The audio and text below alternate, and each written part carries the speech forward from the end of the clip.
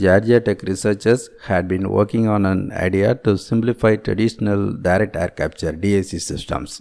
Their approach used ambient wind flow to draw air across a new kind of coated carbon fiber to grab CO2. That would eliminate the loud fans used in many systems. And the carbon fiber strands could be quickly heated to release the captured carbon dioxide with minimal heat loss, boosting efficiency. With the pneumatic tube-inspired models in place, the team began testing their system. They found they could produce carbon dioxide with sufficient purity for underground sequestration and eliminate many of the substantial upfront costs of building typical DAC systems.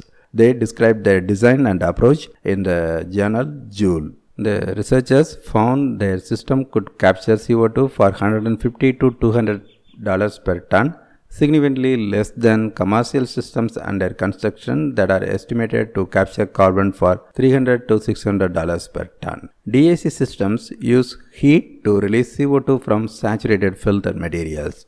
The CO2 is collected and then can be pumped underground or perhaps used to make fuel or chemicals. Typically, systems use an external heating source. Steam is a popular choice because it is quick and powerful, but it is also damaging and requires an extra condensing step. These systems also require insulation to prevent all that heat from escaping, so they are bulky and expensive.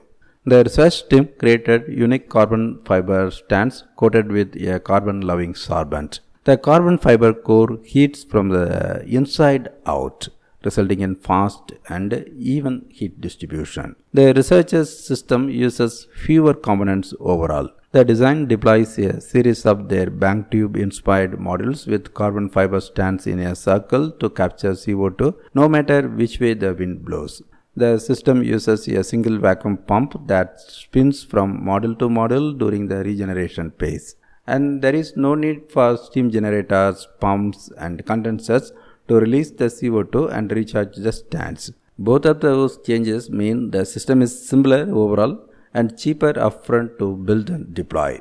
The capital cost of this system is significantly lower than many of the current DAC systems based on the lack of auxiliary systems like steam generation. The rapid heating and fast cycling of the system holds great promise for a more productive approach to direct air capture.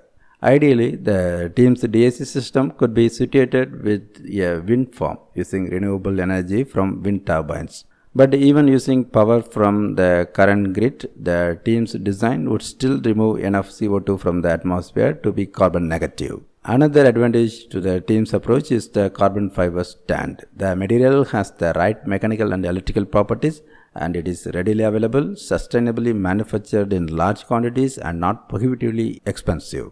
Now the team is looking to boost the quality of the carbon dioxide they can produce. They have achieved 80% purity, good enough for underground storage, but they would like to reach the 99% purity needed for productive reuses like making chemicals or fuels.